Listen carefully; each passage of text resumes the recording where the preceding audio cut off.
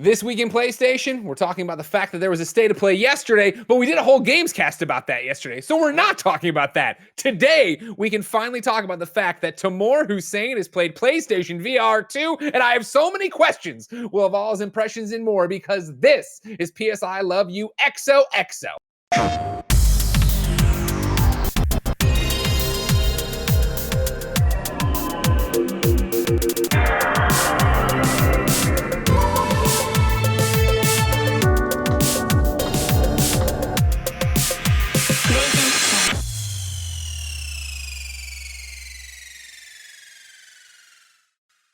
Welcome to the show, everybody. That's Janet, that's Tam, I'm Greg, and you can get this show on patreon.com/KindaFunny There, you can watch us record it live, get it ad-free, and get it with the weekly post show. If you have no bucks to toss our way, support us on the Epic Game Store, Fortnite, Rocket League, or Rumbleverse with the creator code KindaFunny. You can get PSI Love You XOXO for free with ads and without the post show on youtube.com/KindaFunnyGames, roosterteeth.com, and podcast services around the globe. Thank you to our Patreon producers, Fargo Brady, Delaney Twitting, Holy Crumpets, James Hastings, Casey, Andrew.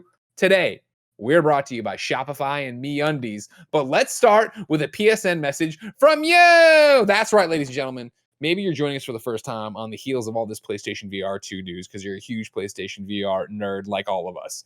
But we start every episode with a message from patreon.com/KindaFunnyGames. However, Cozy Bear wrote in with one on theme. With the PlayStation Move controllers soon to be retired for good with the coming of PlayStation VR 2, the question must be asked, what is your most fond memory of using the PlayStation Move controllers? Tamoor, we're starting with you. Clear your mind. PlayStation Move controllers, what do you like about them? What did you play with them? What did you enjoy about them? I'm trying to remember what I played with them, and I can't. As little as possible. Yeah, I don't remember. This is the thing. I remember owning a lot of them.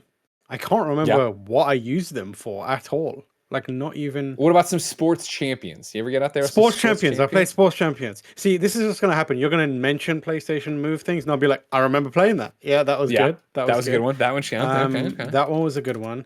There was like a bunch of tech demo stuff that I did, but I just cannot remember what I want to Google PlayStation Move I think games. Probably. I mean, I think the most common one that a lot of us did was Beat Saber.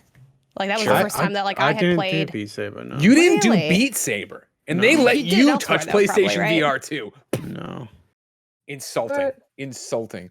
What about Batman Arkham? Did you like Batman Arkham? Yes, I did Batman Arkham. Okay. Yeah. Okay. Yeah. I think I used my Move way more for the PlayStation VR than for the original stuff that it came out for, which was like, please think of us, we're like a Wii. 100%. It was embarrassing. It was pretty shameful. But that's the thing for me with PlayStation VR. Even though I covered the launch of PlayStation Move for IGN back in the day, and I was there at the GDC when they announced it and did all this stuff, and I remember being entirely underwhelmed by it. And then they put out a game about you riding an office chair down a hill with it. I was like, oh my god! I remember Clements having to sit there and play that crap. I digress. For me, the Move, I think of in a positive sense with PlayStation VR because it was. Such a great fit there and turnkey. And is it the best solution? Of course not. I'm way more excited for what we're going to get with PlayStation VR 2 and inside-out tracking and all that jazz. But it worked. And for me, I would say Beat Saber's a great pull, Janet, but for me, it would be Iron Man VR, which, I did that, yeah. Long-ass load times on PlayStation VR for sure. I know they're better now, obviously, with patches and, of course, using it on PlayStation 5. But it still was the thing of doing that demo and like, all right, cool. This is they handed the moves like, all right, how does Iron Man shoot? And you put up your hand and like, how does Iron Man fly? And you put your hands down. He's like, all right, you know how to play the game. And I was like, that's a pretty cool demo. You know what I mean? That's a pretty cool way to explain what your game is and how it works. I think like I said, like when you said PlayStation Move games, my brain was like thinking back to the PS3 days to be like, what did I play on the PS3 using these controllers? And I can't think of anything other than like Sports Champions. But yeah, definitely with the VR stuff, most of the things were that I played was if I could use the Move, I would use it mainly because I was like, God, I need to justify this purchase still all these years later. Of course. That's Windows. But yeah. Janet, what do you got? Fun. Yeah, mine really probably would just be Beat Saber because whenever I could, I would use the controller if that was possible. It was just a little bit more comfortable and familiar. And I think a lot of the stuff I played warranted using a controller just fine. I did do some Iron Man VR stuff because I remember playing like a hands-on demo when they came to the IGN office. And then, of course, with the PlayStation Move controllers, you know, I got to shout out the movie Friends with Benefits. That appeared in that movie, and I was like, fuck yeah, shout out to the PlayStation Move controller, shout out to PSVR. But yeah, like I think I tended to gravitate towards stuff that was a little bit more traditional, you know, obviously with one of my favorites being Astrobot, which you don't need to, that's a controller-based game. So other than Beat Saber, I think that's like my fondest memory. Just felt so intuitive, so natural. And I know like even Blessing, I think mentioned, well, maybe he didn't mention this, but I feel like it is a little bit more natural to do it with the Move controllers because they're a lot more akin to lightsabers than, you know, the Oculus controllers, which have that kind of like roundedness to them. Like it just, it just fits so well. And I think like the way they light up too was kind of just like a cute addition for that game specifically. So that'd probably be like my biggest Move controller moment. I went and Googled, as one does when they're an investigative journalist like myself, and I'm on September 7th, 2010. Everything you need to know about PlayStation Move. This is a blog post from James Gallagher over on the PlayStation blog. And you want to talk about just fucking shit in the bed right out the gate. PlayStation Move games available at launch. Sports Champions, Start the Party, Kung Fu Rider, iPet Move Edition, Tumble. I did iPet, and Kung Fu Rider. I remember Kung Fu Rider as well. Games that you so you had your hand on the pulse basically for this launch. Kung Fu Rider was one of those games there. You know when you like buy into a technology and you're just desperately trying to convince yourself that it's a good thing. Sure. Like Kung Fu Rider was that, where I was like, yeah, this is fun, but like in back of my head there was a voice that was like, is it though? Is it? And it really wasn't. It really was. It was, you know, you had to convince yourself. You had to sit there. You had to try to be like, what exactly am I doing here? Barrett, I'm going to send you a tweet. The opposite of that is Pain. Remember when Pain came out and we were like, this surely not. And then you like get obsessed with it and you're like, I can't stop playing this for some reason. I could stop playing Pain, and I did stop playing Pain. I appreciate you couldn't stop playing Pain. Yeah, I had a good time with Pain. I did look at I looked at the list of all the PlayStation Move games, and some of them have popped up that I remember. Now, Dreams, obviously. Yeah. Well, that's like late in the game. Late, launch. You see, I put up this tweet. Wario 64 over the weekend. God, I'm getting like Rider PSP flashbacks. $6.49 at Best Buy. Quote tweeted said, "Still too much." I'm getting PTSD flashbacks of this game. I don't want it on my screen. Please take. And again, so here I'm still on. I'm still in the time capsule here. All right, 2010. All right. Games that you may already have that will support PlayStation Move at launch: iPet, Tiger Woods, Toy Story 3. Ruse, R-U-S-E, Resident Evil 5 Gold Edition. Games that you may already have that will support PlayStation Move soon: Heavy Rain, Hustle Kings, Mag, Pain Velocity Bowling, Pain. High Velocity Bowling, not Pain, High Velocity Bowling. Yikes. You know what I mean? Hard to believe that we had these things, we're like, these suck, and we put them away forever, and then PlayStation VR came out, put Move on the map, and you couldn't get the controllers anywhere. Yeah. I think I did the Creed box. This is later in the game, but I did the Creed boxing game with the PS Move controllers as well. It's a solid game. Like, you know, I mean, people like that VR one, yeah. Yeah, like it's actually a really good fitness game. I think it's one of the better fitness games to have existed. Like, obviously it's second to like Ring Fit Adventure, but it was genuinely like the boxing was legit. Which one? Mel B's Fitness on PlayStation 3. I can't say that I have. Scary Spice, you might know her. She had a fitness game. What a bizarre pull. Mel B's. It's like. Well, that was one of those like first times I was heartbroken by trophies. Where I was like, trophies were in this game. I'm like, these have got to be the easiest trophies in the world. And I put it in, and it was like workout 150 days in a row. I was like, fuck you, Mel B. You misread the trophy landscape on how I was going to play this game. All right, I don't need this right now. I digress, ladies and gentlemen.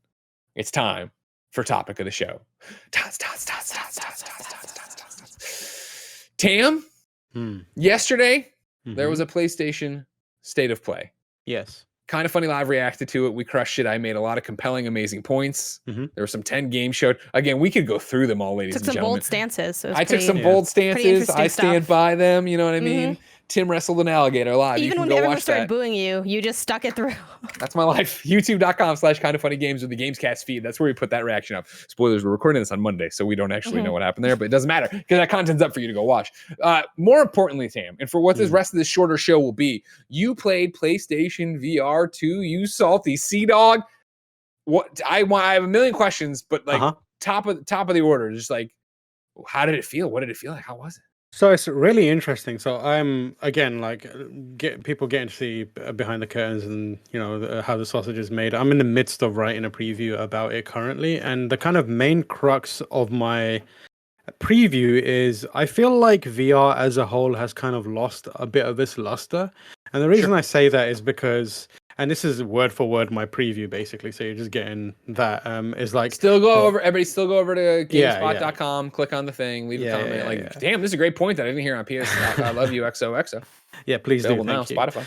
I feel like VR went from this like exciting future to a very ordinary present very quickly, if you know what I mean. And like the ubiquity of headsets, it went from, oh, this is a thing that we could do, to now everyone has a Rift, an Index, a Quest 2.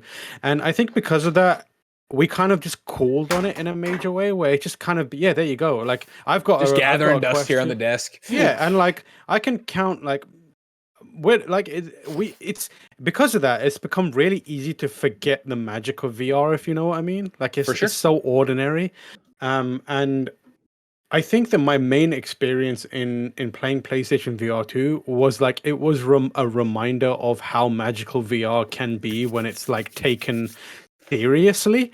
And I will say I went through 4 experiences.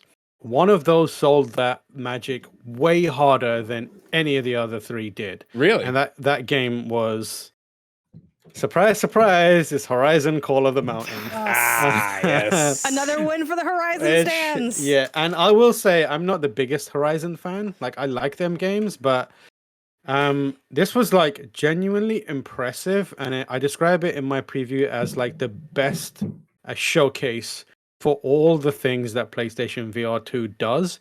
And the things that the PlayStation VR 2 does aren't revolutionary. They're iterative, but as I describe in my preview, they are small steps that take us closer to realizing the potential of VR in gaming, and not necessarily like giant leaps that push the entire technology forward.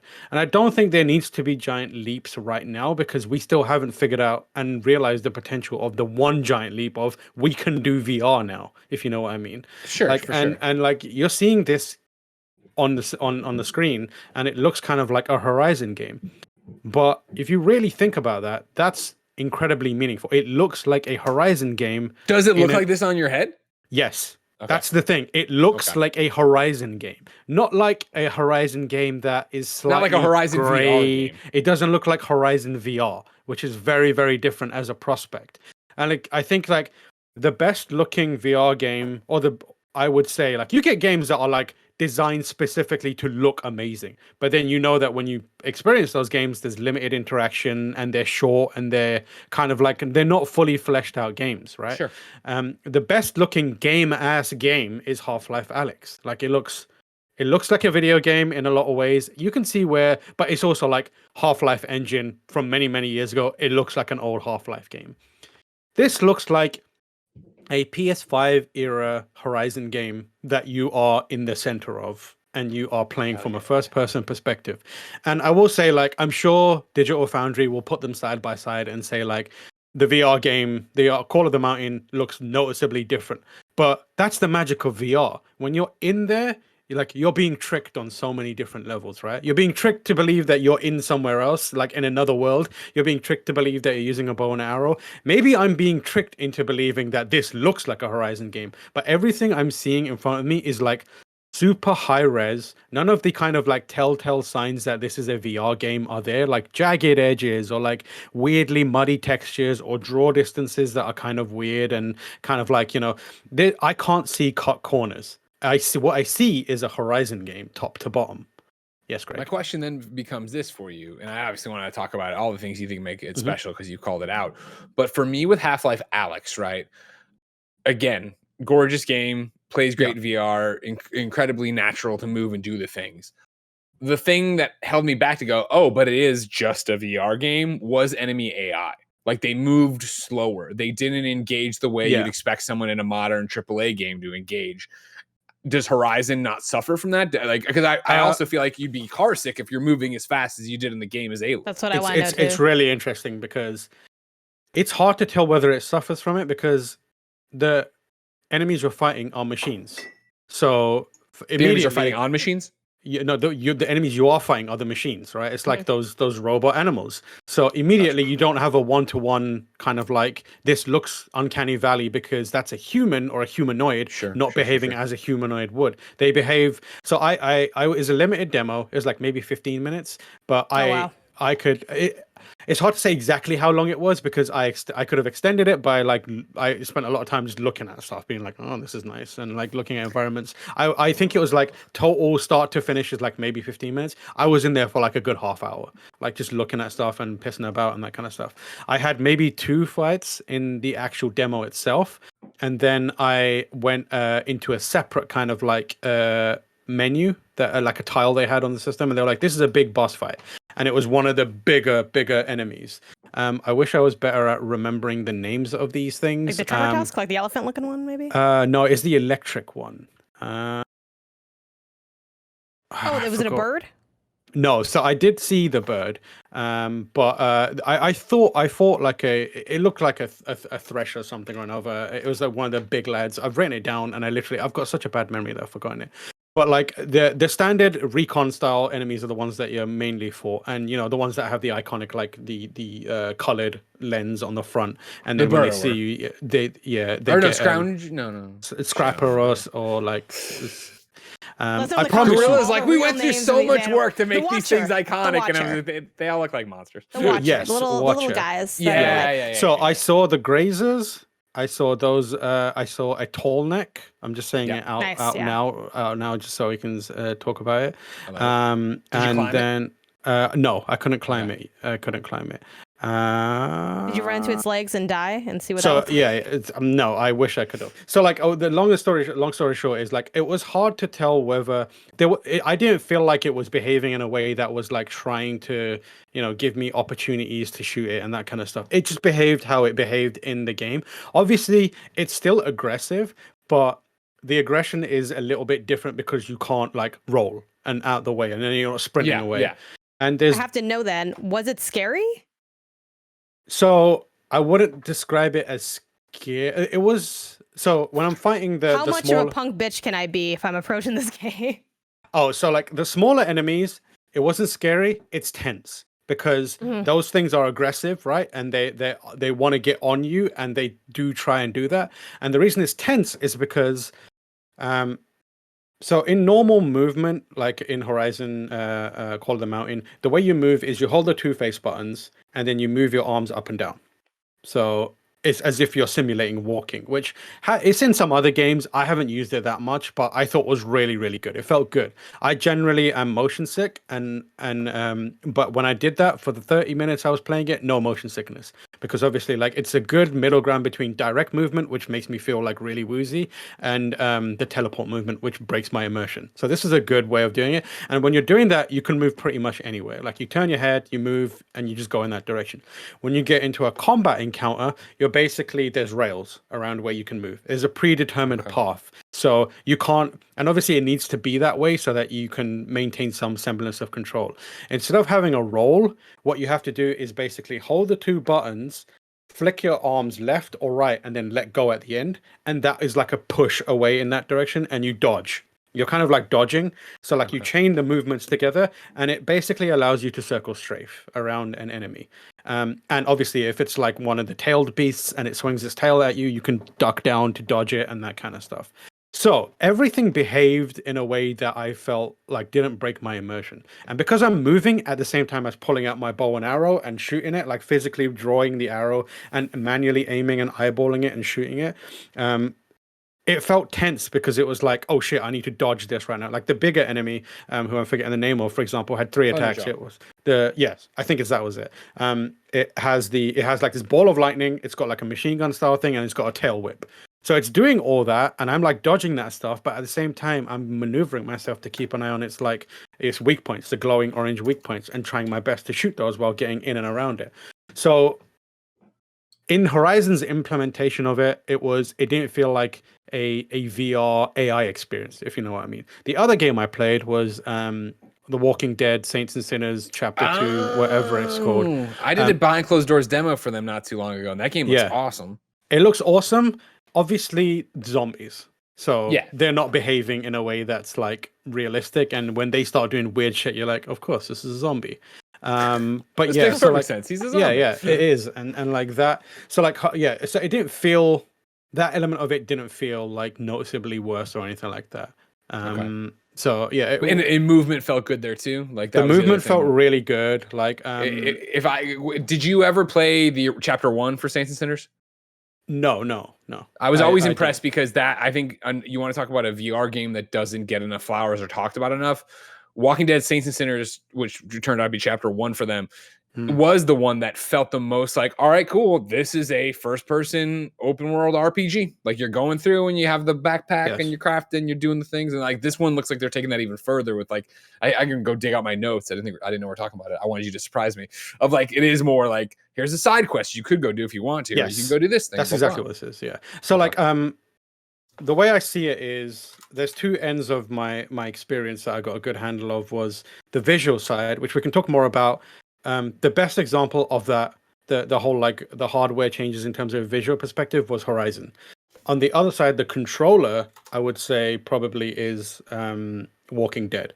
Like the Sense controller, I got like a really good handle of by playing that game, and also I let one of the developers play it and show off like how deep you can go. And watching someone play that game with those controllers was wild. Like this person is doing things like he'd pull out a gun in one hand and like hold a zombie's head with the other, and then bring the gun to the zombie's forehead and shoot it in the head to like take it out one shot, and then like throw a melee weapon from one hand to the other and chuck it across the screen. And it's like super high fidelity. Like we are like way past what the old controllers move could do, and we're in like it's contemporary now. It's like, and it's got the controllers they have some of the bells and whistles from the DualSense, where it's got haptic feedback, it's got the finger kind of like tracking stuff, so you can do finger guns plenty of times, which is what I was doing in a lot of games, like just to check the fidelity. And yeah, it felt good. Did it feel? I mean, does it feel like Quest or whatever? It felt good, yeah. It felt good. I mean, some games did. I'm sorry, Index. I wouldn't. I haven't got much experience with Index, so I can't speak to that. It felt. I'm like the main bar I'm comparing it to is Quest 2 and PlayStation VR 1, because I feel like PlayStation VR 1 is what people who are interested in PlayStation VR 2 are going to be interested in, and Quest 2 is probably the one they're most likely to have or experience. Like I don't own an Index and I don't own a Vive. I own a Quest 2, and it's close to that, and it's kind of a game by game basis as well. Like Horizon, like I could individually move my fingers and it would like pick it up on it way better, whereas Resident Evil Village wasn't as good as that. So I played Resident Evil Village and it wasn't like tracking every little finger movement. It wasn't like animating the finger opening and closing. It was like snapping at times, like open close like that. We just keep getting his hand cut off in that game. So yeah, he won't have that. Like, he won't have those fingers very long. Yeah. So like the main thing that I kind of want to stress is my cat just somehow opened the door on her own.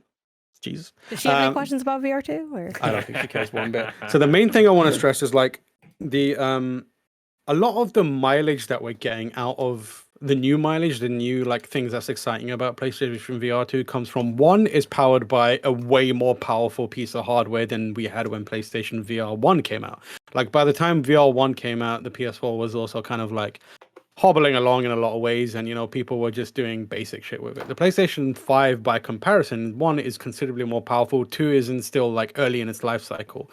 2, the actual hardware itself, the visual display stuff is very, very impressive. Like it's a massive step up from the previous stuff. It's got, it's got a OLED screen. That alone is enough to be a major deal. And then it's got like, it's 4K it can do 4K HDR, HDR, 2000 by 2040 in terms of like per eye resolution.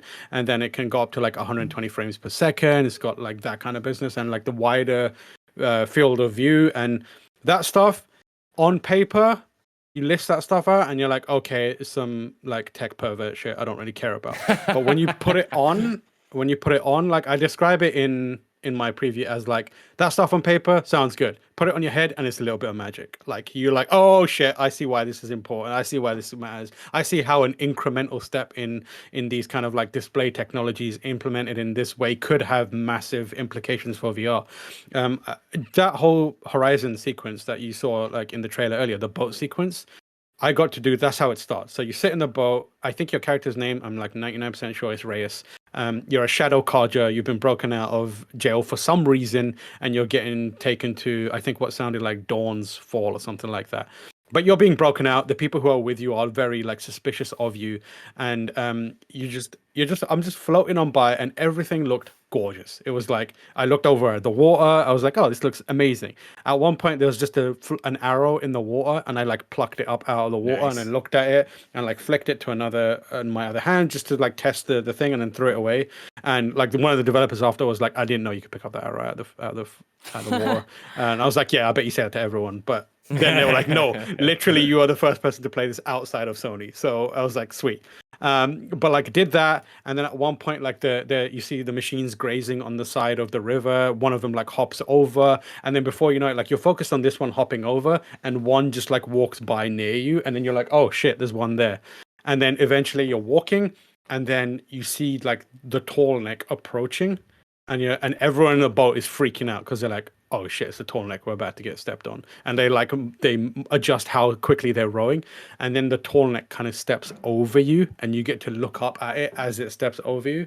And those things look awesome in the game when you're like third. I was going to ask like what the scale is like, because like obviously a tall neck we know is huge, but then even a Thunderjaw is gigantic. Like, do you feel tiny fighting these things? You feel that scale. You feel the scale. Like the tall neck. I remember it being way taller in Horizon than it actually was, but that's not to diminish how it looks, because I was. It's a medium neck. Up at it. Yes, a medium neck. I was looking as a baby tall neck, maybe, I don't know, but I was like looking up of it, and it was impressive. And then like at one point, one of the Stormbird things kind of like came up from behind me, and I like whipped around to look at it, and it like came by, and as it came by, it like shook all the trees and kicked up debris around me, and it's all like swirling around me, and it like looked awesome.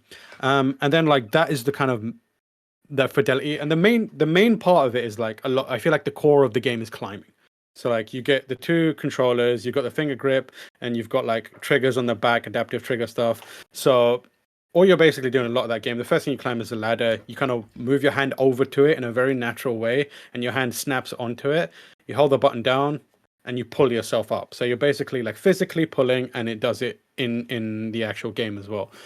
And it's so intuitive. It felt so satisfying that before I knew it, I was like clambering up the side of mountains, like shimmying along ropes. And I did it so quickly that I forgot that I was in VR and the world around me can be perilous and like can feel perilous because you're in VR. So like I'm climbing around, and at one point I just like looked over my shoulder, and like I saw a massive drop beneath me, and like my stomach started churning, and that was the moment where I realized I was like, you know, where that fear instinct kicks in sometimes. Like the first time you did a VR thing and you were super high, and you're like, oh shit. I had basically the fidelity and the sharpness of it was good enough that I had untrained the cynicism out of myself from VR, if you know what I mean. Like, or like I untrained that instinct that automatically kicks in when I play VR games now, where I'm like, yeah, it's VR, I'll be fine, don't worry about it, just do it. In that moment where I was like hanging, I was like, I don't know what happens if I let go, but I just don't want to find out. Like, I'm not even willing to experiment with this, because if you die in PlayStation VR 2, you die in real life. But like, that's how it was, where I was like, and then from that point on, I could feel myself, and like even people around me were commenting how like I was being way more considered, because I was no longer like just like monkey bar in it, where I was just like, okay, I don't want to know what happens if I miss one of these grips, and I don't want it to be a situation where like I accidentally like press a button too early and fall to my doom. I don't want to feel that. So like then I'm crawling around. There's bits where like you come across a encampment, and there's a barrel there, and like there's on top of the barrel is a lid with a handle. I picked the lid up, and then I was walking around pretending I'm Captain America with a shield, like holding it and like doing this. No enemies to like ricochet stuff or anything like that, but I was just doing it. I picked up an apple and like was like looking at it. And I was like, it's a juicy apple, and I like moved it in close to inspect, and then like he starts like biting chunks out of it, and they were like, yeah, that's how you recover health in the game. I was like, great, that makes perfect sense. So Horizon, as it stands, I believe they said it's an 8 to 10 hour campaign, full story, like an entire arc, everything like that. You will see. I think they said you'll see some characters that you're familiar with. What that game felt like was like an amalgamation of all the kinds of VR experiences that we're used to having in compartmentalized ways. Like, you get a virtual tourism experience, you get a bow and arrow experience, you get a climbing experience, you get a high octane combat experience. All of those squished into one thing is what Horizon Call of the Mountain is. Okay. And it works it works perfectly because it makes perfect sense for that game. Like, the virtual tourism element of it is perfect because you're in this world that is fantastic, and like we all love that world because it's so weird and colorful, and you can inspect certain parts of it and see interesting things around it. And then the gameplay part of it is taken care of by all the other things, like the bow and arrow part of it and the combat and that kind of business. And they've made enough refinements now to their device, both the headset and the controllers and the way it feels, that all of that just feels really good now. All of it's elevated and it feels cohesive and it feels like a fun VR experience top to bottom. So like I came away out of that. That was my first demo of the day, and I came out of that feeling sold. I was like, I'm sold on this thing. Easy. Question for you. Yeah. Did you played Half-Life, Alex? Yes. Not a lot, not all of it, but I had an annoying bug that kept breaking Alex for me. Did this feel better than that? Do you think this is? I mean, I know you're just coming off a preview, so I'm not holding you to it. I don't. I would say I don't think it felt. With Half-Life Alex, it's very physics focused, right? That's the main thing. It's like it wants you to mess around with physics, whereas this doesn't feel like. But as a gameplay experience, it was perhaps not as polished, if you know what I mean. Okay. This feels like it's trying to do more, trying to do less, but do it really, really well, if you know what I mean. So yeah, do it as like a AAA VR experience. Exactly. Bam. So like, there's no part where I'm like picking up a dry eraser and writing formulas on a wall like you do at the start of, Alex, which is like impressive level of fidelity. But there is like me, quickly pulling out a bow and arrow and nailing a shot, and it feels fucking awesome, And then like I'm climbing up a mountain and I look around me and there's this like vast jungle landscape in front of me. So in some ways, yes, in some ways, no. Okay. Yeah. What was I also going to say? So the other experience that I had is one that Barrett will no doubt be super excited about. And I will apologize in advance. I cannot remember, like, for the life of me, the full name of this Star Wars game that has been announced. Well, don't sweat it. I'm sure it was, of course, at the State of Play yesterday. We talked about the Star Wars game on the Gamescast, and probably give you the name there. Thrawn is back, baby. The VR game. Give us the synopsis, and then we'll pitch a name. So the synopsis, pitch a name. So like, as I said before, they said it was an extension or a companion to Galaxy's Edge, which is a thing that you can do in Disneyland. And Star Wars Edge of the Galaxy. That's the one. Nailed it. But like, this was there was less gameplay to it. There was some gameplay, but it was impressive in that they created a cantina. It was mostly empty. It was entirely empty. Big old bartender in there, big alien man, gulp shit. Oh, I know what his name is. Okay, he's an alien man. He's tall dude. He's a bartender, and I think the setup for this is you're kind of like doing odd jobs for this other person to help him out. Like he'll send you on do little things, and you can go outside and shoot a phaser and throw some grenades and shoot some stormtroopers for a bit, which was fine. It just felt like a shooting game. But what's interesting about it is the whole setup is you're speaking to this bartender who over the years has been told many stories by people who come and go through this cantina.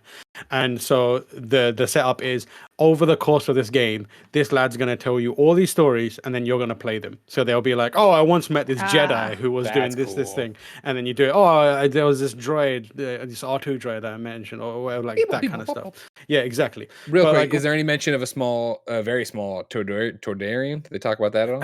I wish, man. I wish. I looked everywhere. I couldn't see the boy. Okay, maybe it's deeper in it. That's a Star Wars story. Yeah.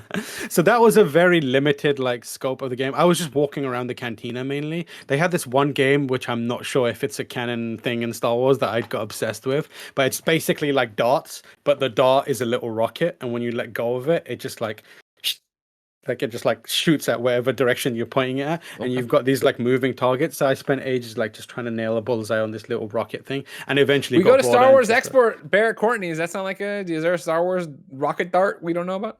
In Clone Rocket Dart, it looks like really tiny, right? Is what you're saying? Yeah, it's imagine actual like darts, Yeah. but there's a little engine on the end. Oh, it's a little firework. It's a little rocket firework. Oh, okay. I Yeah, thought this so, was like, like the moment something you shoot someone with. No, it's the moment you let it go, Okay. it just like shoots. And it's like very dumb. It's one of those mini games where you're like, this is supposed to be a mini game, but I'm obsessed with it. I can't stop playing it. Okay. And eventually, I That's always a realized good that. feeling. Yeah, eventually I realized I didn't have to like let it go specifically at the board. I could like point it at the bartender and let it go at him, and obviously like it'd hit him in the side of the head, and he'd just be like, I'm not gonna react to this. But like that whole thing was like an exercise in like creating an environment that was like super detailed, and it was really nice looking, and it had a good like cantina ambience to it. And I feel like the Star Wars fans out there are gonna probably get a big kick out of that. So that was the other game that I experienced. Did the stories feel like they're going to be fleshed out and like? So I didn't play anything other than Okay. that cantina Just bit, the thing. but they Okay. said they want all of these to be like meaningful and like. Okay. You know, no game developer is going to be like, nah, these stories are going to be shit. But like, they want to make it. They want you to be able to realize your Star Wars fantasies in this game through various means, and they're like, yeah, we get it. You know, we've looked at all these other, Darth Vader games that are out there currently, and we're trying to, we know we're ILM, XLab, or whatever, and we're going to try and make this the best one of the bunch, which is like great. Okay, cool, for Star Wars fans. But yeah, it was like another example of having an immersive experience in that world where there was nothing in there that made me think, oh, this is a VR game. Because it all looked like a nice, well-built, super high-res, like sharp, detailed VR game, which is what I honestly didn't expect from any of these VR games. I expected them to look nice, but I didn't expect like a density of detail and like have this kind of like. I know that people are going to listen to this and maybe go back and then call me on it, but like it feels on par with console experiences that I'm having, like, and Hell yeah. again, that is partly a trick of the brain, where it's like, you're remembering things differently because it feels more impactful because you're in VR and you're like that kind of stuff. But there were times where I'd put on a VR game and be like, this is very, very different from a console game. Like I can see how it'd be like the equivalent of when you'd play a mobile port of a console game. Like that's how it was. It doesn't feel like that here. It feels like the line is blurred between console game and VR, PlayStation VR 2 game of that same thing, Again, like to go back to it, like again, I haven't played it like you have. I'm not amazing and one of the chosen few. But when I got to watch the Saints and Sinners chapter 2 thing, right? Like I found my notes and digging through them, right? Like it reads like if you just saw these notes and didn't know the VR thing, you would think it was Dying Light 2, right? Because it is talking about like it looks like a full-fledged RPG in VR is what I wrote, but it's talking about all right, there's a night mode now where it's harder. You can use the UV light, Yeah. You get rewarded with extra resources right as you go. You can unlock the laser sight to put on your gun, later on your bow, do stuff like that. There's a chainsaw that's a new weapon, but again, different paths to complete missions. I have here like there's one where you can use levers or you can take out the speakers, and you're trying to find stuff using the spatial audio and go around and figure out where it is, let alone the fact, like I was talking about, right? You're choosing what you want to prioritize and where you want to go. And again, that there are these side missions and there are all these different things to do. Like that sounds and reads these notes like a regular game, not just a VR game. That's very similar to what I had. And based on what you mentioned, the thing I want to point out is like mileage definitely varies. And in classic fashion, the stuff that was made by a first party studio, Horizon, Guerrilla, and Firesprite being a PlayStation acquired studio, it's night and day compared to everyone else. Like they clearly like they are firing on cylinders that other people are still figuring out how to get access to. Even something like Resident Evil Village, which I played through a decent chunk of the Dimitrescu castle. Yes, I did see Lady Dimitrescu. Did she step on you? I tried, and I do not recommend you do that. How many of she is the tall neck?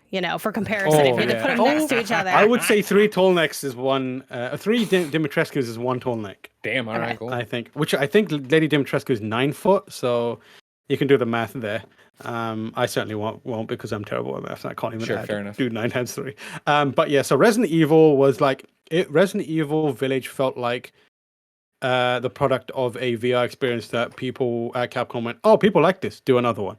And they were just like, all right, we'll just do another one of these. And it felt like that. There was nothing about it that was like particularly unique, if you know what I mean. Sure. But it still looked really nice and felt mostly good. It was using the the smooth moving kind of method, and something about it started to make me feel a bit nauseous. Okay. But they had like the standard Resident Evil stuff where it's like you can grab stuff off your body and manual reload, and cock your gun and that kind of stuff, and zombies are coming at you. And being inside Castle Dimitrescu was impressive. Like getting to see that game from that perspective was really, really cool. And I love Resident Evil Village quite a bit, so I'm excited to play that game again in like and have that perspective.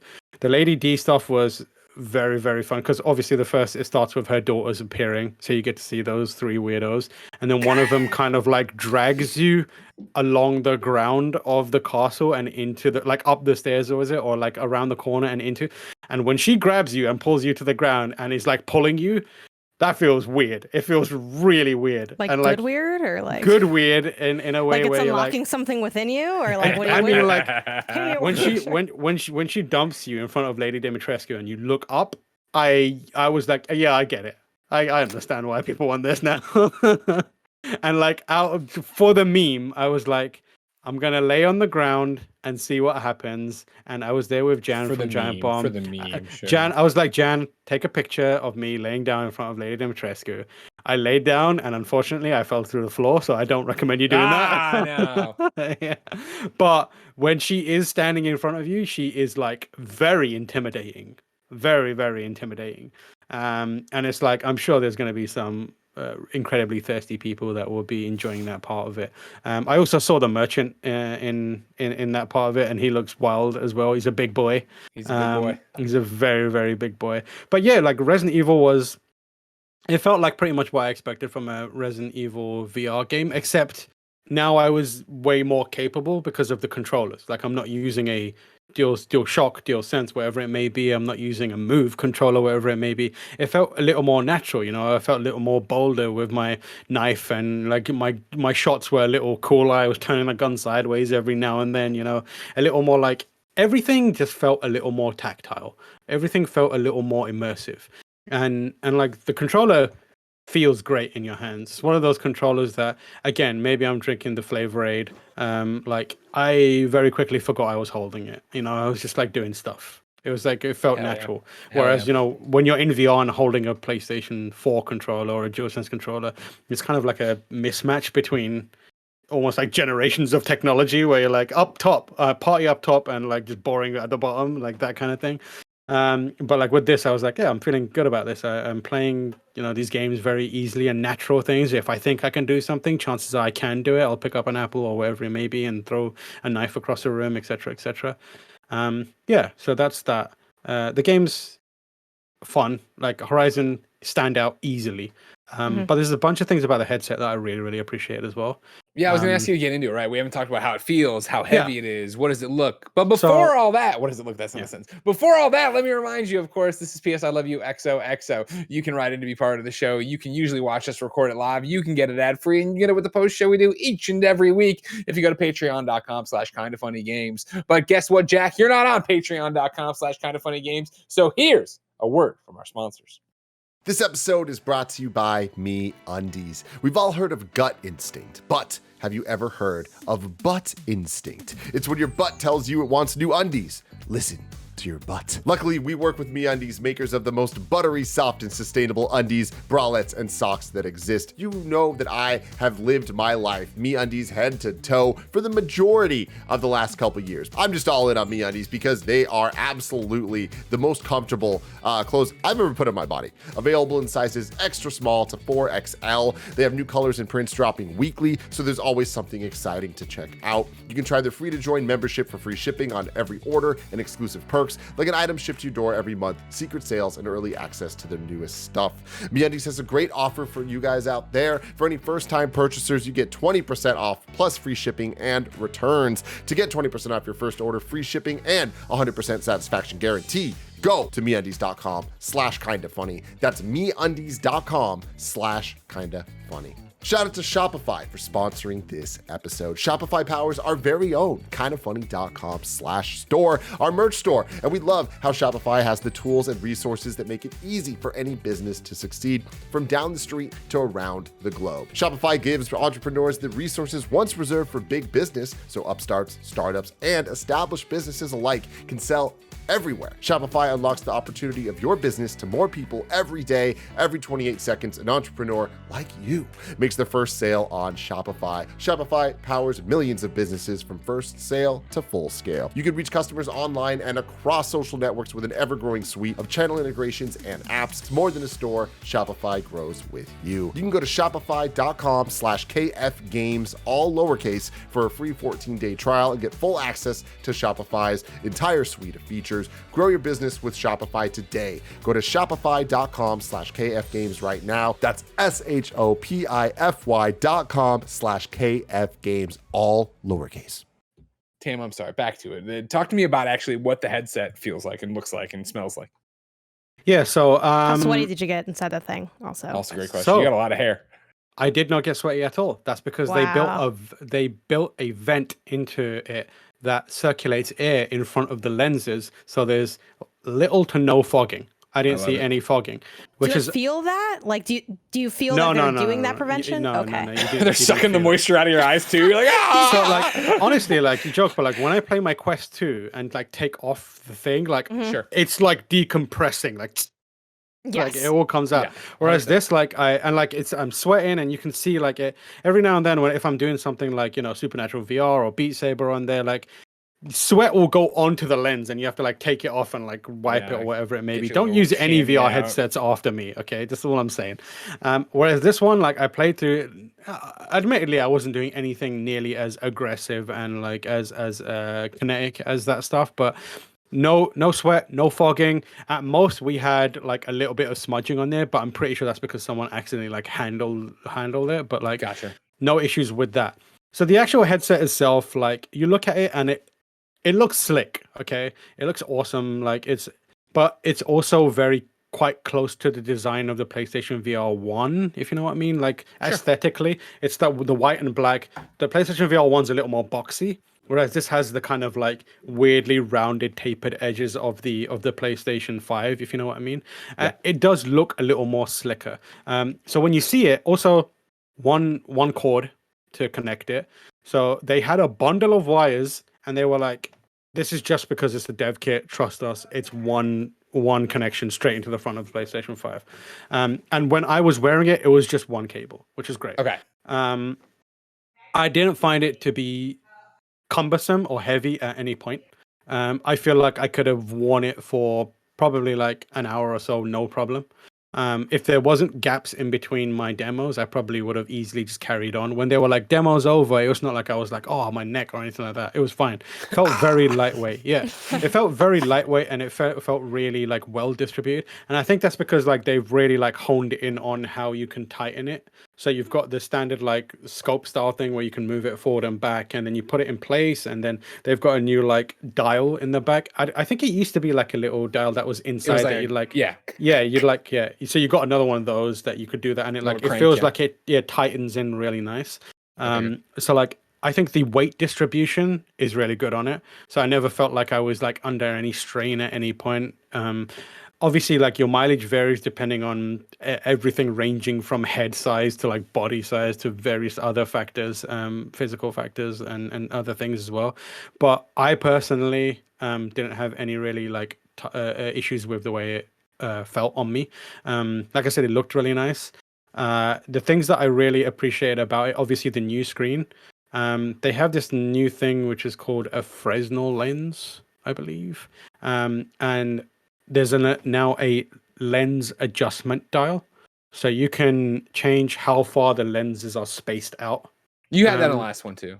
Oh, can you do that? Yeah, Okay, PlayStation cool. VR, I didn't you can realize. move it- I you can't, can I move can't the- remember you you can do move that. it Yeah, too. so you Yeah. can move that. That's like really, really cool.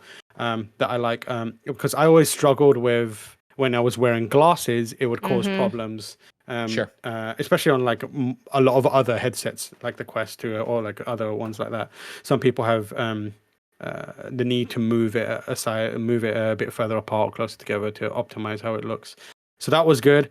I think my favorite new addition is there's a button on the bottom which when you press it uses the onboard cameras to just pipe you a feed of your surroundings. Nice. The pass through, right? Like yeah, they do the with pass Quest. through, Yeah. but it's not.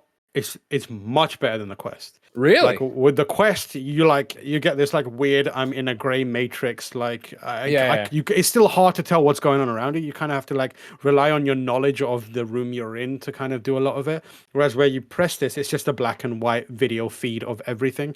So I pressed it and I could like turn to Jan who was with me and he would hand me controllers, and it's not like I would be like trying to sense where he was or fumbling. I just like looked at the controllers, took them out of his hands, and it's fine. And what I like about it is like it's very quick touch it and like in and out. With the Quest 2 you got like button around menus, and or if you, it's just easier to take the thing off and look around at what's going on, and when you put it back on, hopefully it's not like where the hell are you, I don't know where the floor is anymore, please tell me everything again. With this it was in out easy. So I really like that. The eye tracking is pretty clutch. Like they do so talk to me about that eye tracking. They made a big thing about, obviously inside it's watching your eyes. They talk about like certain games are going to reload weapons or switch weapons that way. That's what they were talking about with Firewall, which got announced. What did you use it for? What did it do? So eye tracking, other than setting it up, nothing. However, I didn't actively use it for any like gameplay elements. However, the device is, and the PlayStation 5 is always using it for something called foveated rendering.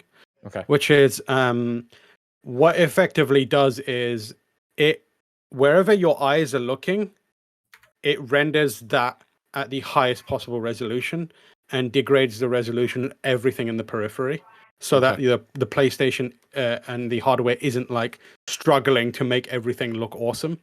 So as you move around your eyes, like it's tracking your eyes and dynamically just shifting the way things look to make sure wherever your eyes are focused, that looks awesome, and wherever else you're not focused, it doesn't really matter. And we'll keep that at low res. It's kind of like the equivalent, VR equivalent of, remember how games they'll tell you the moment you leave an area, we dump that out of the RAM. Right. And like when you go back, it loads that stuff back in. It's the equivalent of that from a resolution standpoint. So that's why these games, that's why Horizon specifically could look as good as it did. And that's the thing that I'm most excited about seeing how developers mess with, because, you know, as time goes by, people are going to get better and better at making games look cooler and nicer and do things, interesting things. But like, the starting point is already very, very impressive. That starting point being Call of the Mountain, super, super awesome looking. Like I was genuinely, I describe it in my preview as I had a Welcome to Jurassic Park moment in playing at the start of that, where like you're just on that boat and I was like, oh my God, this is so cool. It's like one of those moments. And I think that is for me the biggest takeaway from this whole experience of PlayStation VR 2. Like I said at the top, for a long time, VR became ordinary to me. After playing PlayStation VR 2, it's no longer ordinary again. It's, that little bit of magic is back again. And I'm interested in it again because I want to see. And obviously, the difference here is like the benefit that PlayStation VR has is it leverages the PlayStation 5 and the PlayStation ecosystem as well. Like, I am excited now to see what I really, really, really hope there's a Death Stranding VR in production somewhere, because that would be so cool. Yeah, I would love to do that. That would be so interesting. And I can't wait to see what these studios do. And obviously Sony acquiring Firesprite and making moves and doubling down on VR in a lot of ways bodes well. But like, in terms of, I'm interested to see what the pricing of it would be, but if it's like reasonable and affordable, I think it's going to be a pretty big shot in the arm for VR, especially when it comes to console level VR, which I don't know, like there's no one else doing it. Like your options are either you have a okay VR experience, a convenient VR experience with a Quest 2, you spend a lot of money on getting a one of the better headsets and a PC that can use it, or you get the console one, which is like the middle ground between them, where it's convenient, it's not too expensive, you've got the hardware you probably need, you know, obviously provided you're able to get a PS5, and you'll get a top tier VR experience out of it. Fantastic. Tam, I want to thank you for coming on and talking about this at length, but I also need to apologize for you. I was like so confident in the lens thing for PlayStation VR, and then I was like, wait, am I thinking of the Quest? I was thinking of the Quest. I did a quick Google. You can't move the spaces of the lenses. I apologize, everyone. Of course, you move forward, it's backwards, but not forwards and out, backwards, not left in and left out. and Yeah. right. Yeah. Yeah, I yeah. apologize, everybody. Tam, thank you so much for coming in to talk about all this today. Of course. Any other questions? About PlayStation VR 2, I'm tapped. yeah. Janet, what do you got? I got two. They're short. Okay. One is like, I feel like for me as like a VR user who very much is like in the, I guess, more casual sector, in the sense that I'm not doing like the intense PC, most like highest fidelity thing. I started with PSVR 1. I have a Quest 1. And for a while there, I felt like I was all in on the Quest 1 versus PSVR because of the convenience of not needing the wires, not needing the cables, not needing anything. Do you think now when PSVR 2 comes out, if a game drops on both platforms, should I be picking it up on PSVR 2? Is the experience that good that I might now main that as my headset? So I think that I thought about this, and I think it depends on what you want out of it.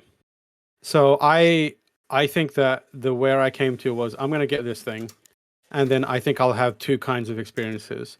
The lifestyle VR experience, where it's like I use I'll use my Quest 2 for Beat Saber and Supernatural, or the kind of like tech demo-y stuff like Resident Evil, or that kind of stuff. Resident Evil's maybe will come out there, hopefully one at some point, Resident Evil 4 VR, but like that kind of stuff. Whereas if I'm settling in for like I want a cinematic, engrossing, gaming experience, I think I'll do that on the PlayStation VR. It'll be interesting to see, like, I don't know how it's gonna, the kind of like the discrepancy between these kind of VR experiences are gonna translate. Like, Oculus Quest 2 is by far the most successful VR device, right? Like, and naturally that's going to mean that a lot of developers will be developing for that. Are they going to put in the extra effort to like push way further to get it so that it's making the most of PlayStation VR 2, or are they going to do just enough to make sure that it looks a bit better there and Sony are happy and the people who buy are happy? Because if it's that case, I don't know how long I'll stick with it being like waiting, how long I'll stick with PlayStation VR 2 being the place where I have like the cinematic experiences. If it's not that different, convenience will probably win out in that regard. But I think the thing that's definitely gonna happen is like Sony is gonna put their first party studios, or put a few first party studios on them, and say like, do some cool shit with this. Well, and that'll be awesome. You figure that's why they've been buying different people, right? To get them in there. I mean, we're talking obviously about Fire Sprite, but I definitely think, Concrete Genie, right? We talk about them all the time. We talk about Pixel Opus and how amazing they are and how cool their VR mode was in Concrete Genie. I hope their next game is that. And what about Media Molecule? Like, obviously, Dreams is an ongoing project, but unleashing them on something special would be something special. Yeah, absolutely. Yeah, so I think those two, a Quest and a PlayStation VR 2, can live alongside each other. For sure. Cool. Yeah. And then I just want to know, do you think, obviously it's so specific to like each person, everyone plays differently, comes to games for different reasons, but do you think this is going to draw in people that are new to VR in general, like if they didn't hit up PSVR 1, or do you think it's like, hey, it's just for another thing for the VR fans? Like, where do you see this landing when it all shakes out? Yeah, I think the thing that will draw people towards PlayStation VR 2 is owning a PlayStation 5 more than anything else. Like, I think that the fact that, and like, that's why I say like it benefits Sony to be like the only game in the market for VR on consoles, right? Like, it's easy to know. It's way more inviting to be like, oh, I can just buy this thing, plug it into my other thing, and I'm good. I think that will certainly be an inviting thing for a lot of people, especially since like the games on there look awesome. If they look as good as a Call of the Mountain will, hopefully, then I feel like there's going to be a fair few people who give it a shot. I don't know. It depends on the price point as well. Like if it's like $500, then maybe not. I don't know what the sweet spot is. I don't know if I've not checked recently, but like, I don't know if OLED technology is in a place where it's like affordable now, so they can get away with like a $300 VR headset. But I think if they hit the sweet spot between pricing and kind of like availability of it, it could do I think a lot of people would come to it and maybe even convert a few people. The thing that I find tricky is about it, and it's always kind of like a double-edged sword, is like the most exciting part of VR is when it's like unrestrained. And that's the beauty of Quest 2, where it's like I can download Beat Saber and then mod it, so I'm now swinging my arms to my favorite anime opening song. Whereas, and the open ecosystem of VR is one of the major strengths of it. Like people do wild stuff with Quest 2 and the others. Whereas obviously PlayStation VR is going to be existing in a closed ecosystem. So I think a lot of excitement also comes from knowing that I buy this VR device, but I could use it for so many different things. I'm not like beholden to sticking in this ecosystem and like playing it. So I think I would love to see them figure out some sort of like middle ground for that, where it's like almost like create a Dreams or like, marketplace where it's like, hey, people are making shit and putting weird stuff here and you can just do it. And maybe Dreams is the place to do that. Yeah, for sure. But yeah, that will be an interesting part of it. Like that's one of the kind of future runway potentials that I see them hopefully trying to go for. All right. Tam, thank you for your PlayStation VR 2 knowledge. Do you want to hang out real quick and end the show with us? Sure. Let's do it. Cool. We're going to end on some PlayStation picks. Of course, this is where we run you through what's coming out this week on PlayStation to keep your eyes peeled for. The drop this week includes Toem DLC, Janet. Holy fucking shit. I didn't see this one coming. Something we made is celebrating the first anniversary of their BAFTA winning game Toem with a brand new region to explore. Take a vacation to Basto, Toem's biggest region yet. It is filled with new quests, secrets, mini games, and animals to photograph. The content update will be available for free and will be unlocked upon completion of the main game by going back to Homelanda and talking with your grandma. Something we made is also stoked to share that the update will come with new PlayStation trophies to collect. Janet, you and I talk on the show all the time about Toem. Of course, right now it is free on PlayStation Plus it's a PlayStation Plus month. Get this game and play this stuff, everybody. Am I wrong, Janet? No, you're not wrong. As much as it may pay me to say, you're not wrong. Yeah, it's a really cute game. I think it's very creative, and it genuinely has some enjoyable, thoughtful puzzles to it. Like I think at a glance, it's like, oh, cute camera photograph game, but you really have to. I think they really got the most out of that camera mechanic. So yeah, I think it's definitely like a must play for people, and obviously on PlayStation Plus, pick it up. Great time to start because then you also have that DLC content you can just go through all the way. Tam, did you ever play Toem? I did play Toem, yeah. It was a good time. It was fun. Did you finish it? I didn't finish it, no. I will say, because it took me, Toem was weird because I liked it, but then I just like didn't finish it. And I was like, oh no, I'm going to finish this thing. It's not even that long either. But when I did finish it, I was like, this was worth finishing. I feel like when you finish it, you'll be like, that was very worthwhile. I like the ending of that game a lot. I feel like I've got it on my pile for like Christmas games. Like once I'm like chilled out and the work year is kind of done. There's a few games. Sure, there'll be nothing to play in December. Don't worry about it. Yeah, it'll be fine. The Division 2 is also getting Season 10, Price of Power. It launched September 13th, right? Wink, wink. I think this is the week. I saw it on releases.com, but I didn't follow up in time. I think the 13 remake, remember this when they redid 13 and it sucked? And then they came out and apologized and were like, hey, we're basically rebuilding the game. We're going to put it out as a free patch. I think that hits this week, according to releases.com. And then Fallout 76 got Season 9, Heart of Steel, A Dread Island Tale. If that is your jam. Of course, we ask everybody on the show, what'd you pick to play on PlayStation this week? I'll start. I have played Redacted. I'm playing something for review and can't talk about it. And then I want everyone to know I have looked at God of War. Of course, next week, September 21st, patreon.com/KindaFunnyGames. We're doing the new review for God of War 2018 to get ready for God of War Ragnarok. I'm right on the edge, Baron. I'm going to start it any day now. Don't worry about it. I mean, you got 20 hours. You got 20 hours to play through that game. Easy. You're replaying it? Yeah. Mm-hmm. Oh, okay, cool. But I haven't started. Okay, yeah. Cool. I see it there. I know what I got to do. Y'all it's fine. This is what we've been training for. I'm going to do it. Don't you worry about it. Janet, did you start yet? What did you think? I have not started yet, but I'm starting today. And it was funny because I was looking at my calendar of like all the other stuff that I have to do where it's like, okay, now it's already towards the end of like the traditional work day. Then it's like, okay, maybe I'm kind of tired, I might lay down. Then I got to get up. We got to order like a pizza. I got a thing on the right. I want like the hours are starting to dwindle away, but I'm like, Isaiah, watch me start. God of War today. I don't know how much I'm going to start. Ideally, I'd play like 2 to 5 hours. I'm going to give it at least a good 30 minutes. Up to Janet chopping down the tree and then calling it a night. We're going to get to next week, and Blessing's going to be the only one who has gotten at least halfway through the game.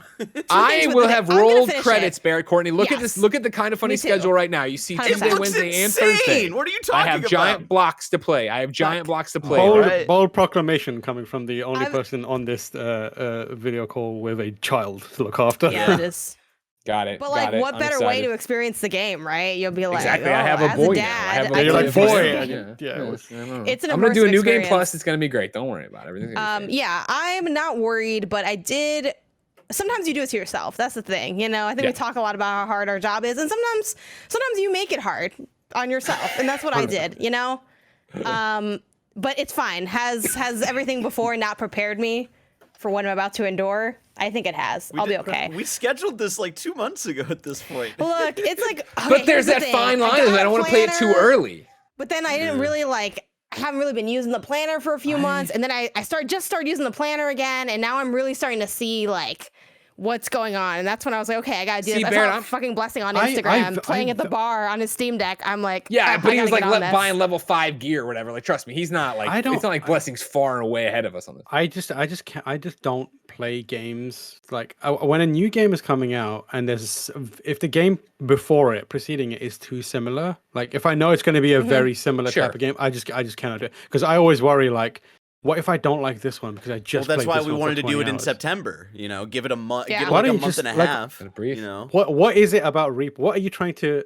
I want to out be of reminded of it? all the ins and outs of the stories, and because I did it for Last of Us, and I really appreciate that for Last of Us going to Last of Us. and then Part of Two. course, See, like, I do the that. question 4 years later, is God of War 2018 still a 10 out of 10? Yeah.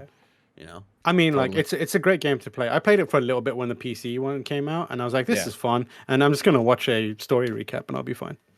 Well, your opinion won't matter as much as me. Well, tune into our Blessing and Jen. episode where we somehow did finish this game. But yeah, Hey, I'm I right there remember with beating you. God of War in like 4 days for a review, so I'm not too. That's the thing. I feel like it's gonna be okay. It's You gonna need be that. fine. You need that review fear though. Yeah, that was I the got, thing. I It got a was- fucking embargo. I got a deadline and an embargo. I feel like I developers and PR everywhere is listening to this. Like, you see, why would we give it to them early? They're just gonna sit with it. Like, there's no point. That's not true. Let me decide that for myself. Yeah. Okay, If you made please. Ghostbusters Spirits Unleashed, send me the code right now. I don't want to wait. Of course, I didn't review it for IGN, but I was the producer for the spoiler cast where we had Corey Barlog come in and stuff like that, and I hadn't played it yet, and so I was like, "Please, can I get a tiny little do this. crumb code, sir?" And I had to binge it through a weekend because we were recording that spoiler cast on Monday. So yeah. Any PRs listening, please refer to my tweet about Elden Ring, where I talked about like literally feeling like I was about to die trying to meet the embargo of like, don't do it. But yeah, Tam, did you pick anything to play on PlayStation this week? What am I playing? No, not this week. I'm Well, you basically can just like, lie. You can just fill in any game you played on PlayStation. I'm recently. been You're playing not here every PlayStation week. VR too. That's what I'm gonna be playing. Yeah, all right, fine. Maybe I've got one in my apartment right now. I did have a game. I'm cheating because I'm not playing it on PlayStation. I'm playing it on Xbox Game Pass. Why would But you- you could have, because I have to be honest, because then people I might be hear like, you. I'm kidding. No. What's it like to hold the control? I don't know. It's a different size controller that I'm holding. Okay, God forbid. I'm still working through Yakuza Like a Dragon. I just finished chapter 6. I'm on chapter 7. Working through. I just went without spoilers. I went through like kind of one of the larger like dungeon areas, kind of a place that you unlock and then you can grind out stuff. And still really enjoying that game. It's an awesome game. It's available, I think, via one of the many PlayStation tiers. It's somewhere on PlayStation Plus Plus or about to be, I think. Right? You can find That's it correct. somewhere in there. It's there. It's in there because they had like a whole Yakuza thing. So, also first Yakuza game, I recommend. I like starting with this one. I'm cool with it. It's the turn-based one. All of the stuff in there is good, which is kind of crazy. Like all the minigame shit, all the side shit, all of it's good. It's one of the few games where I feel like genuinely every aspect of that game is enjoyable. Like if you like that main game, you're going to want to do the side stuff, the quests, the everything. So yeah, well, slowly making my way through that while I play through God of War. Yakuza Like a Dragon is, at least from what I see, not on the extra tier for PlayStation Plus. It's on one of them though, isn't it? No. Right now, is it nowhere? Yakuza 0, Yakuza Kiwami, and Yakuza Kiwami 2 are available on PlayStation Plus.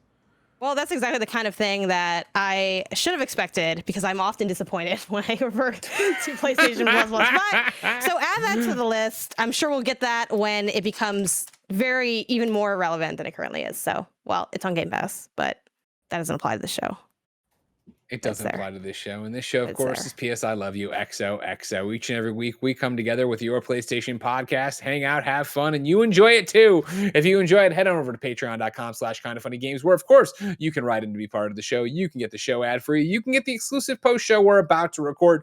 Usually, you can watch us record the show live, but sometimes those pesky embargoes get in our way. If you want to support Kinda Funny, of course, you could use the creator code KindaFunny when you're checking out on the Epic Game Store or when you're playing something like Rumbleverse or Fortnite on that there PlayStation. You can get this show for free on youtube.com/kindafunnygames, roosterteeth.com, and podcast services around the globe. Also, if you missed the news, October 14th is a Friday. We are coming back together in person. That's right. Kinda Funny finally has the studio ready to go. We will be doing a marathon stream Friday, October 14th. All of Kinda Funny will be there. Tam, are you going to come over? Oh yeah, 100%. Tam's coming over. We're going to be streaming, having a great time, and showing you the spare bedroom, our brand new studio. We cannot wait for that. But for now, Tam, where can people keep up with you? You can find me on gamespot.com, giantbomb.com. I'm on Twitch at TamoorH and on Twitter at TamoorH. Excellent. Well, right now you're going to stick around for a post show where Neens is going to ask you a PlayStation VR 2 question. Nice. But until next time, it's been our pleasure to serve you.